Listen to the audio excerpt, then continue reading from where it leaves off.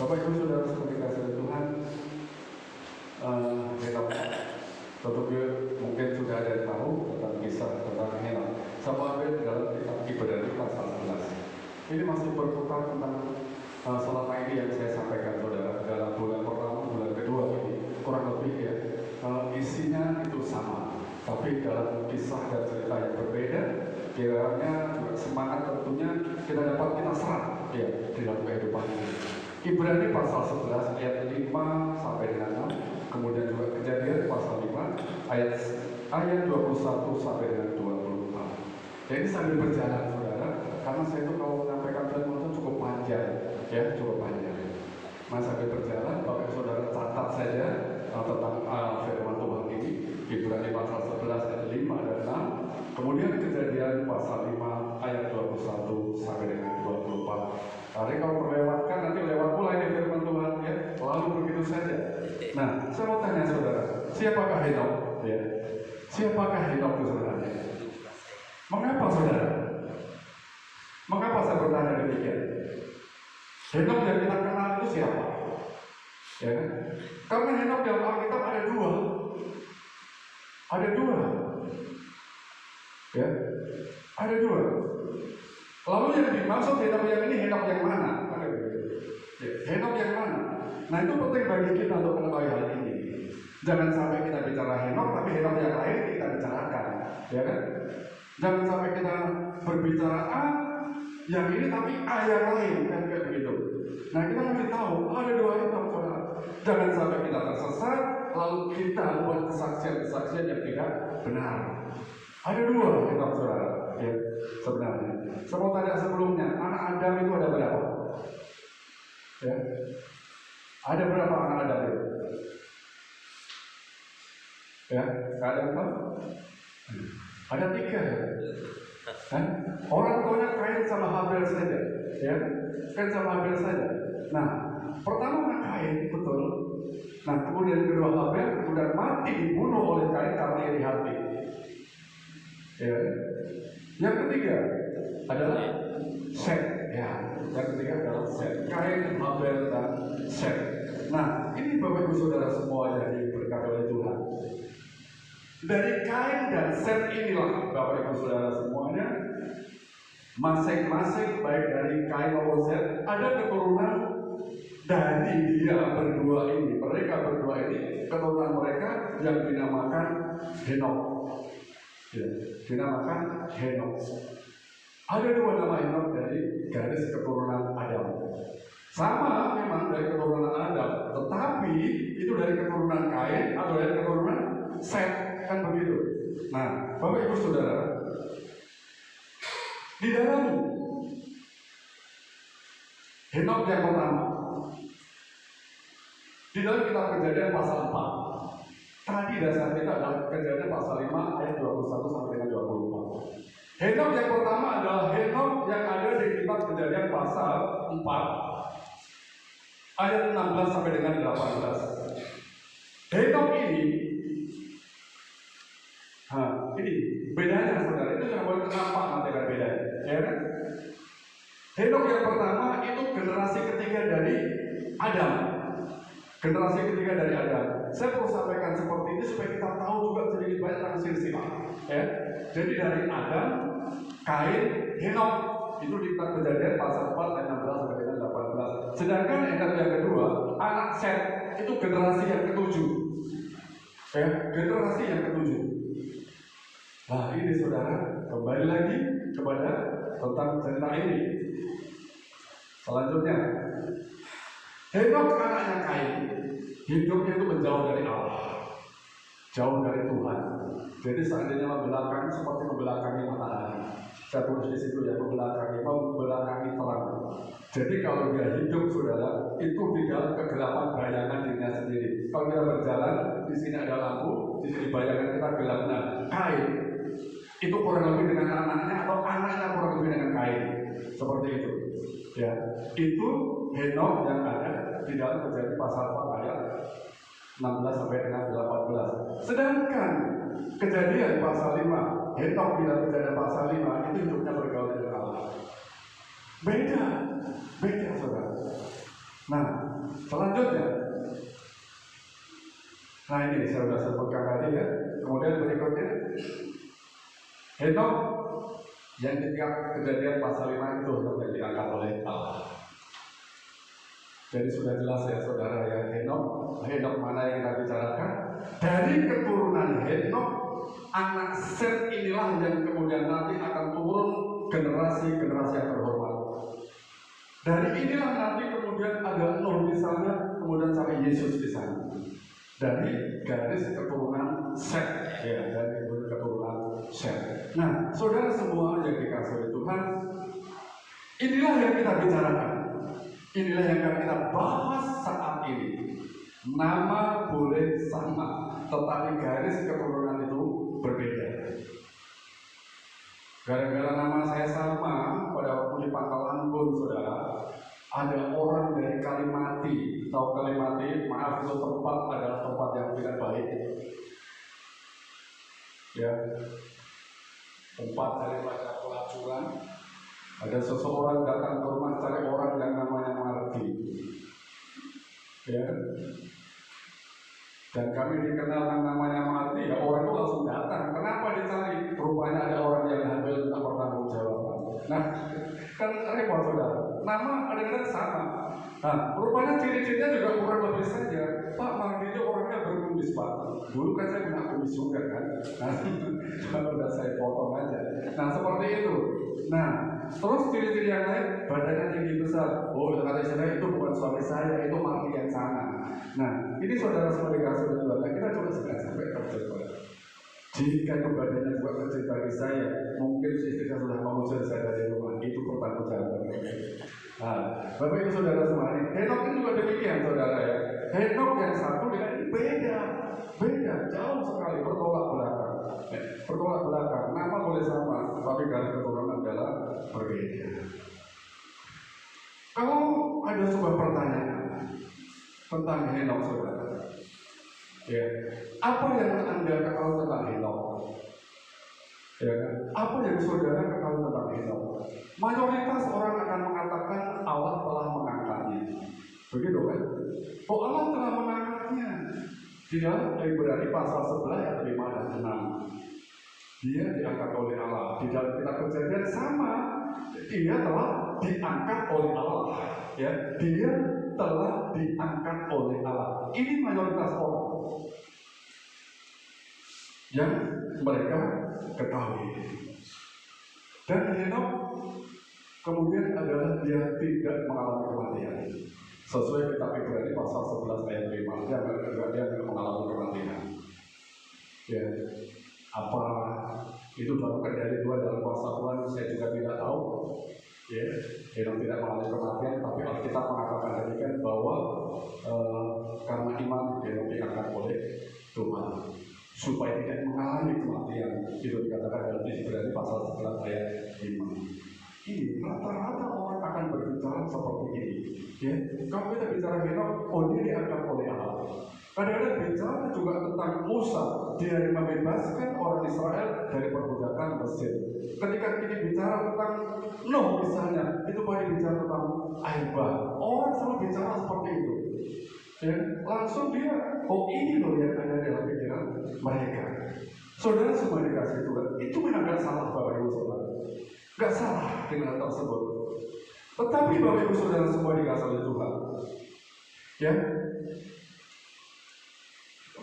sebenarnya tidak hanya itu. Karena faktanya memang benar bahwa Henok diangkat oleh Allah. Henok tidak mengalami kematian, itu memang benar. Tetapi saudara semua di dalam Tuhan, ya, kalau pengertian kita hanya ini saja, itu sangat disayangkan. Sangat disayangkan. Kenapa? Sangat disayangkan. Kalau saya mengerti dari satu sisi saja seseorang, itu adalah tidak baik. Mungkin sisi A itu buruk, tapi sisi lain baik. Ya gitu. Ya. Kalau kita hanya memandang satu sisi saja dari seseorang, tidak menjadi berkat mungkin, tapi sisi lain bisa menjadi berkat. Henok juga demikian. Kalau kita hanya memandang satu sisi saja, yang kita tahu dia tidak mengalami kematian, dia diangkat oleh Allah. Bukan diangkat Allah ya, dia diangkat oleh Allah. Seperti itu. Bapak Ibu Saudara semua dikasih oleh Tuhan. Penekanan firman Tuhan tidak di sini, ya, tidak di sini. Walaupun tentang konsep kita Henok, tentang Henok itu dia diangkat oleh Allah, tidak mengalami kematian, itu benar. Tetapi penekanan dari firman Tuhan adalah bukan pada hal tersebut. Mari kita perhatikan saudara. Ya, kita perhatikan di dalam kitab Ibrani pasal 11 ayat 5 sampai dengan 6. Apa dikatakan di sana, saudara? Sebelum ia terangkat, ia memperoleh kesaksian bahwa ia berkenan kepada Allah. Ya, sebelum dia terangkat, nah ini, sebelum dia terangkat, dia memperoleh kesaksian bahwa dia berkenan kepada Allah. Ibrani pasal 11 ayat 5 sampai dengan 6. Ada sebuah kata-kata yang menarik. Sebelum dia diangkat oleh Allah, bahwa dia itu hidupnya berkenan kepada Allah. Yang kedua, di dalam kitab Kejadian sama. Henok hidup bergaul dengan Allah setelah dia telah memperanakkan Matusalah. Nah, ini saudara, ya, berkenan kepada Allah itu sungguh-sungguh menyenangkan Allah, sungguh-sungguh menyenangkan hati Allah. Bergaul dengan Allah artinya akrab, berjalan dengan Allah, berjalan bersama dengan Allah. Jadi demikian saudara. Jadi itu berarti apa saudara? Sepanjang hidup ini, ya, Henok semasa hidupnya apa? Dia berkenan kepada Allah. Kehidupannya sehari-hari di dalam perkenanan Allah, dan itu sungguh-sungguh. Nah, kalau misalnya bagaimana dengan kita, ya? Bagaimana dengan kita? Bapak Ibu Saudara semua dikasih oleh Tuhan. Saya tidak dapat membayangkan Bapak Ibu Saudara semuanya, umur Henok itu kan 365 tahun. Ya, 365 tahun. Betapa Henok itu taat kepada Allah dan imannya tidak tergoyahkan selama 365 tahun. Mudah apa sulit saudara? 365 tahun itu. Ya. Mudah apa sulit? Kadang-kadang orang baru umurnya sekian saja udah kacau, udah kelabakan, nggak karu-karuan. Ya. Ya, apakah selama itu Henok mengalami pasang surut? Enggak, tidak ada sama sekali. Saudara di sini, tidak banyak keterangan yang kita peroleh dari Alkitab mengenai kehidupan Henok, enggak ada. Tidak banyak keterangan yang kita peroleh kehidupan mengenai Henok, kecuali tentang dia yang bergaul dengan Allah setelah memperanakkan Matusalah. Ya, enggak ada keterangan yang jelas tentang kehidupan Henok berikutnya seperti apa. Ya, yang jelas tentang dia yang bergaul dengan Allah, itu saja yang dicatat. Bapak Ibu Saudara semuanya, tapi orang yang bergaul dengan Allah ini, itu juga ada dua. Yang bergaul dengan Allah itu ada dua. Siapa? Ya, semoga saya tahu. Henok umur 65 tahun memperanakkan Matusalah. Ya, dia punya anak namanya Matusalah. Dan setelah Matusalah lahir, Henok bergaul lagi dengan Allah. Kemudian umur 365 tahun Henok berangkat. Henok diangkat oleh Allah. Ada dua orang saudara yang bergaul dengan Allah. Dari Henok, Matusalah, Lamek, kemudian Nuh. Nuh inilah orang yang bergaul dengan Allah. Puji Tuhan saudara, kalau kita punya keturunan, kemudian keturunan kita itu bergaul dengan Allah, itu bagus. Ya. Berarti itu adalah cucu buyut, ya, cucu buyut daripada Henok itu sendiri. Nuh ini seperti Lois punya iman menurut pada Timotius. Nah ini kalau kita punya keturunan seperti itu, puji Tuhan kita senang sekali. Dan kita tentu mengharapkan kita memiliki keturunan yang seperti itu. Nah, ada dua orang ya, yang kedekatannya dengan Allah itu seperti Henok, yaitu adalah cucu buyutnya sendiri, yaitu Nuh. Dalam kitab Kejadian Kejadian pasal 6 ayat 9. Inilah riwayat Nuh, kata firman Tuhan itu. Ya. Inilah riwayat Nuh. Nuh adalah seorang yang benar dan tidak bercela di antara orang-orang sejamannya. Dan Nuh itu hidup bergaul dengan Allah sama persis plek. Ini luar biasa, ya. Sudah orang tuanya bergaul dengan Allah, cucu bergaul dengan Allah. Ini warisan yang sangat baik, saudara. Bapak Ibu Saudara, kalau kita bertanya apa yang saya turunkan kepada cucu saya, apa yang turunkan kepada anak-anak saya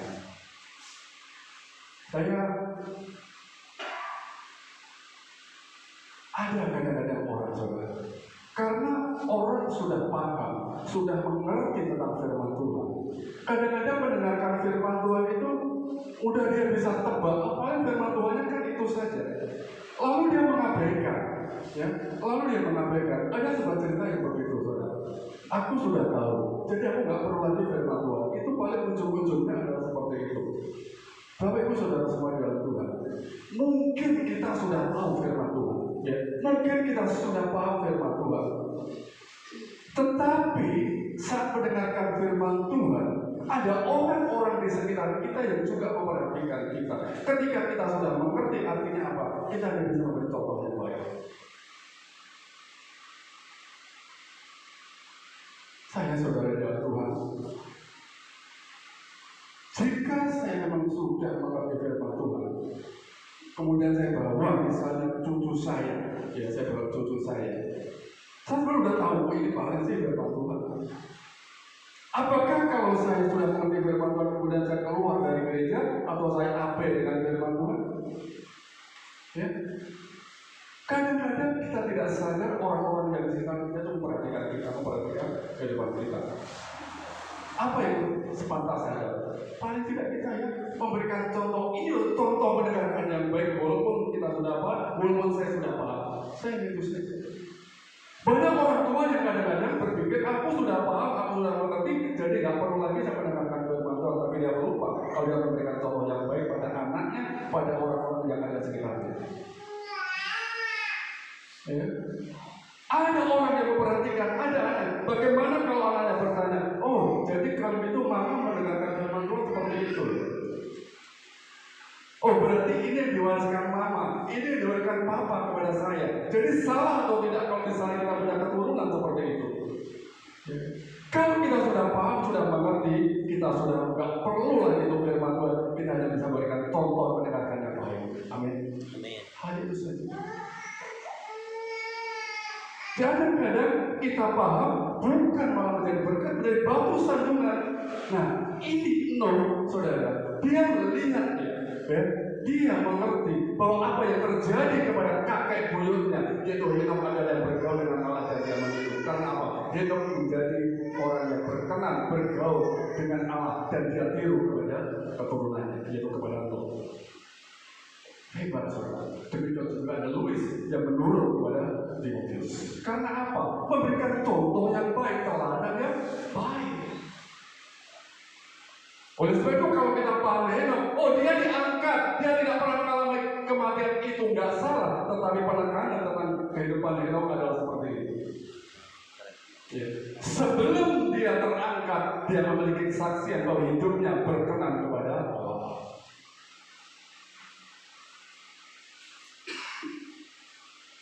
Bapak Ibu Saudara semua dalam Tuhan, penekanan Alkitab yang diberikan kepada kita, kepada kita sebelum dia terangkat, sebelum dia racun, sebelum dia mengalami pengangkatan adalah kehidupan dia sendiri. Nah ini saudara sebagai kasih Tuhan, jadikan ya kita memberikan warisan yang baik kepada orang-orang di sekitar kita, kepada anak cucu kita. Wah luar biasa. Luar biasa. Nah, kesaksian semasa hidup atau sebelum berangkat. Tentu ini tidak hanya berlaku buat Henok saja yang sudah kita pelajari.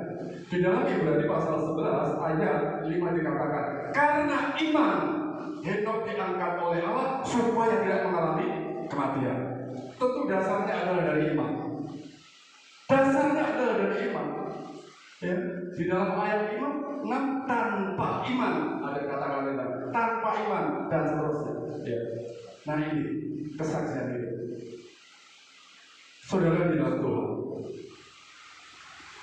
apakah selama hidup kita menjadi kesaksian kita seperti hidup dalam perkenan Tuhan?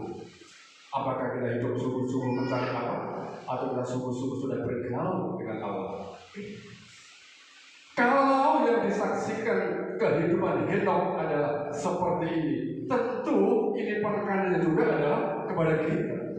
Ya, kembali lagi sebelum dia terangkat, bahwa dia hidup berkenan kepada Allah, bahwa dia seorang yang sungguh-sungguh berkenan kepada Allah. Sebelum racun, sebelum pengangkatan kali kedua Tuhan datang kepada kita, apa kesaksian hidup kita? Apa yang kita lakukan selama ini? Apa fokus kita selama ini? Ya, apa fokus kita selama ini? Henok diangkat oleh Allah. Henok terangkat oleh Allah. Itu bukan hal yang luar biasa. Bukan hal yang luar biasa. Itu biasa. Yang luar biasa adalah kehidupan Henok dari umur sampai dia terangkat 365 tahun dia hidup bergaul dengan Allah. Itu yang luar biasa. Kalau yang diangkat biasa, kalau kita diberkati Tuhan itu biasa.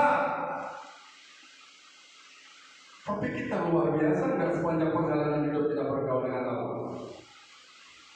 Yang luar biasa itu kalau sepanjang hidup kita bergaul dengan Allah, kita berikan warisan yang baik kepada anak cucu kita, kepada saudara-saudara kita menjadi berkat, itu yang luar biasa. Jadi kalau Henok terangkat, mendapatkan perlakuan yang begitu istimewa dari Tuhan, itu hal yang biasa. Luar biasanya Henok adalah ketika sepanjang kehidupannya dia hidup bergaul dengan Allah dan sungguh-sungguh mencari Allah. Saudara-saudara Tuhan, hidup harusnya tidak fokus pada apa yang kita dapat, apa nanti yang akan saya dapat. Walaupun memang kita juga akan mendapatkan, tapi kita nggak fokus ke sana. Aku nanti akan mendapat ini, kalau ke sana akan mendapatkan itu, kalau ke situ mendapatkan itu, dan sebagainya. Kita nggak fokus ke itu. Tetapi fokus kita adalah apa yang kita perbuat selama kita hidup, apa yang kita lakukan selama hidup. Fokus kita kan seperti ini, ya. Fokus kita adalah apa yang kita perbuat. Kalau kita sudah berbuat, pasti kita akan mendapatkan. Itu saja, ya. Kalau kita sudah lakukan, kita pasti mendapatkan. Apakah Henok pernah berpikir, oh aku melakukan ini supaya aku nanti diangkat Allah? Henok tidak pernah berpikir demikian. Tetapi Tuhan perlakukan istimewa karena Tuhan tahu bagaimana kehidupan daripada Henok. Henok tidak pernah berpikir. Demikian juga dengan kita. Kalau kita hanya fokus pada sesuatu yang akan kita dapat, salah fokus kita. Tidak tepat fokus kita. Tetapi apa yang kita perbuat selama kehidupan kita. Kekonsistenan Henok. Mengapakah untuk Henok mendapatkan perlakuan begitu istimewa? Mengapa Henok itu berkenan kepada Allah? Atau mengapa Allah juga berkenan kepada dia? Karena apa? Dia konsisten, ini membangun hidupnya itu konsisten baik, di sepanjang kehidupannya itu baik, menjaga hubungan yang intim dengan Tuhan itu hingga sampai mencapai puncaknya ketika dia terangkat oleh Allah. Ini bagus ini, teman. Gak ada di pasar zona, tidak ada, tidak ada. Sampai dia mencapai puncak, dia diangkat dan tanpa mengalami kematian. Ada yang bertanya, Pak, itu Henok diangkat dan mengalami kematian, bagaimana kehidupannya Pak di sana, Pak? Saya terus terang, saya tidak tahu. Saya tidak tahu. Karena Alkitab juga tidak menjelaskan seperti itu, dan jelas tidak diangkat kemudian dia mengalami kematian. Bapak Ibu Saudara semua yang dikatakan oleh Tuhan, Henok konsisten baru memandang inti Tuhan dan mencapai puncaknya ketika dia diangkat oleh Allah. Hal ini bukan tidak mungkin bagi kita, bukan tidak mungkin bagi kita. Jika Allah memperlakukan Henok seperti itu dengan cara yang berbeda, Tuhan akan memperlakukan kita. Ketika sepanjang kita bergaul dengan Allah, berkenan kepada Allah, dan sungguh-sungguh mencari Allah. Sekali lagi, kata mencari jangan diartikan Allah tidak ada, jangan diterima dengan mengatakan oh Allah tidak ada kok dicari. Mencari Allah dan mengutamakan Allah, memprioritaskan Allah dari segala sesuatu dari Allah saya jadi utama. Kalau itu terjadi kepada Henok, bukan tidak mungkin bisa terjadi kepada kita. Tuhan pernah berjanji dalam Ulangan pasal 28 dan 13 sampai 14. Ini janji Tuhan. Tuhan akan mengangkat engkau menjadi kepala dan bukan ekor. Tuhan akan mengangkat engkau akan tetap naik dan bukan turun. Apabila engkau mendengarkan perintah Tuhan Allahmu yang kusampaikan pada hari ini, kau lakukan dengan setia. Jadi sangat dimungkinkan terjadi dalam kehidupan kita. Mungkin cara berbeda, mungkin kita tidak diangkat seperti Henok dan seperti Henok. Tetapi Tuhan tidak akan mempermalukan kita. Tuhan akan mengangkat kita menjadi kepala dan bukan menjadi ekor. Apabila kau tidak menyimpang ke kanan atau ke kiri dari segala perintah yang kuberikan kepadamu pada hari ini. Tapi kalau kita mengikuti Allah lain, ya, Allah ini Allah kecil ya, Allah huruf kecil, saudara, dan beribadah kepadanya, bagaimana mungkin hal itu terjadi dalam kehidupan kita? Banyak orang sudah mengikuti Yesus, aku ikut Tuhan, aku percaya kepada Tuhan. Dia juga tahu kalau dirinya itu ada ditebus oleh Tuhan. Dia sudah diperdamaikan dengan Allah itu lewat Kristus dan Yesus. Dia tahu, dia sadar. Ya. Tetapi kehidupannya bertolak belakang dengan kehidupan Henok. Bahkan kehidupannya seperti Henok, anaknya Kain, membelakangi perang. Jadi dia hidup di dalam bayangan kegelapan dirinya sendiri. Aku anak Tuhan, aku orang percaya, aku tahu aku ditebus oleh Tuhan, aku diperdamaikan oleh Yesus, aku diperdamaikan dengan Allah. Tapi kehidupannya bertentangan dengan Henok. Ini sangat ironi yang sangat menyedihkan, kalau ada terjadi seperti ini. Di dalam kitab Malaki pasal 1, ya, Malaki pasal 1, saudara catat saja nggak apa-apa Malaki pasal 1. Di dalam kitab Malaki ini, saudara, para imam itu bekerja di rumah Tuhan luar biasa. Di sana juga ada orang-orang yang siang dan malam selalu berada di bait suci. Artinya hari-hari memang itu di dalam pelayanan. Hari-hari itu yang dikerjakan. Spiritual banget lah pokoknya begitu. Itu para imam, juga orang-orang percaya pada waktu itu, orang-orang kudus pada waktu itu. Mereka menjalankan tugas mereka di bait suci, di bait Allah dengan begitu luar biasa. Tapi mereka juga dengan penuh keluhan semacam dipaksakan dan ujung-ujungnya dia berkata-kata, alangkah susahnya pelayanan. Dia adalah para imam, ya. Dia adalah orang-orang kudus. Dia juga anak-anak Tuhan. Dia begitu giat dalam spiritual, tapi ujung-ujungnya apa yang dikatakan, alangkah susahnya. Kalau yang saudara baca dalam kitab Malaki, ini cerita tentang orang-orang yang hidup di dalam bait Allah, tetapi kemudian dia mengatakan, betapa beratnya pelayanan. Ini kan sangat ironis sekali.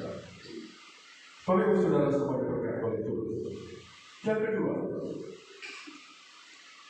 banyak orang percaya yang hidupnya seperti pelari jarak pendek. Ya. Pelari jarak pendek itu dia adalah cepat di awal saja. Dia genjot saja di awal. Itu itu kecepatan itu hanya sementara saja. Karena kan untuk jarak pendek paling hanya 100 meter aja. Dia gejolak sedemikian rupa. Ini yang sering terjadi. Awalnya seperti itu, ya. Awalnya seperti itu. Cepat panas dia, cepat panas, tapi juga cepat dingin. Saudara-saudara, saat dia mendengarkan KKR misalnya, atau mungkin juga mendengarkan orang semacam motivator dan sebagainya, semangat timbul lagi. Oh bagus ini, ya, bagus. Semangat timbul, menggelora, berkobar-kobar. Aku mau melayani Tuhan, aku melayani Tuhan, aku melayani Tuhan. Seminggu kemudian loyo lagi. Cepat dibakar, tapi juga cepat sekali dingin. Orang-orang yang seperti ini biasanya setelah mengikuti retret, mengikuti KKR, jiwanya dibangun, jiwanya bangkit kembali. Namun setelah beberapa waktu kemudian mulai lemah, mulai kendor, dan komitmen yang dia buat hilang begitu saja, hilang begitu saja. Nah sekarang bandingkan dengan Nuh. Dan selama 365 tahun, selama hidupnya, nggak ada dia putusnya. Gak ada putusnya. Begitu sampai umur 35 tahun dia langsung diangkat oleh Allah. Ini saudara yang terjadi. Ya. Haruskah sesuatu yang diawali dengan roh berakhir dengan kedagingan? Galatia pasal 3 ayat 3.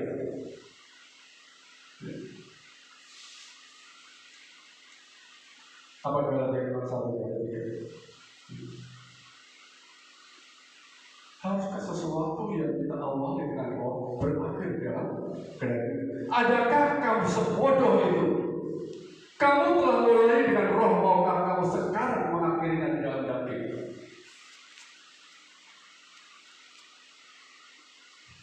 Kalau itu saudara semua dikasih dari Tuhan. Dulu mungkin kita berdarah-darah melakukan segala sesuatu. Lalu bagaimana dengan saat ini?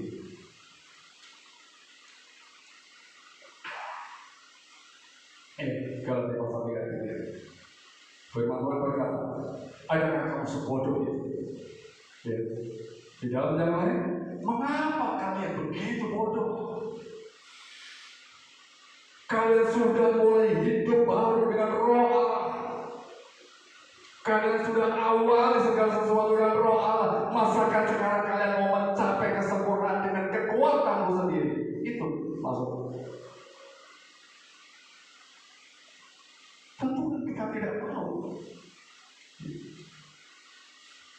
Kamu sudah memulai hidupmu dengan Kristus melalui roh. Kamu sekalian sudah memulai hidupmu dalam Kristus melalui roh. Sekarang apakah kamu akan melanjutkan dengan kekuatanmu sendiri? Itu adalah sangat bodoh. Bapak Ibu Saudara semua diberkati oleh Tuhan. Kalau kita berkata seperti kalau kita berkaca dari firman Tuhan di dalam Galatia pasal 3 ayat 3 ini, haruskah kita berakhir seperti ini?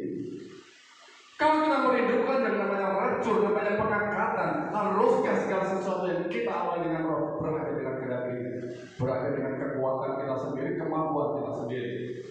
Sehebat-hebatnya kita tidak akan pernah mampu. Sehebat-hebatnya kita. Oleh sebab itu bagi saudara-saudara Tuhan, ya. Jangan sampai kita menjadi orang yang seperti dikatakan dalam Galatia pasal 3 ayat 3 ini. Segala yang sudah kita awali dengan roh, jangan sampai berakhir dengan kedagingan kita.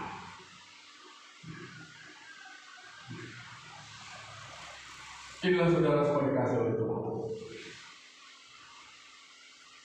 Bicara tentang kehidupan Henok bukan bicara tentang dia diangkat saja, pengertian kita bukan diangkat saja, atau hanya karena dia tidak mengalami kematian saja atau tanpa mengalami kematian, tapi adalah sebuah penekanan firman Tuhan yang diajarkan kepada kita bagaimana hidupnya sebelum dia sampai. Saya undang pemain musik untuk maju ke depan. Bapak saudara semua dikasih itu. Mari kita serahkan hidup kita sepanjang hidup kita kepada Tuhan. Jangan andalkan kekuatan kita. Jangan sampai segala sesuatu berakhir dengan kedagingan kita, dengan hal-hal dunia kita. Kita akan suatu ujian kekuatan di jiwamu, ketenangan di batinku. Mari Bapak Ibu Saudara semua yang dikasih oleh Tuhan, seumur hidup kita, ya,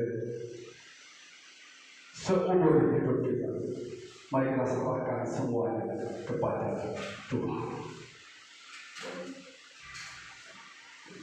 Haleluya.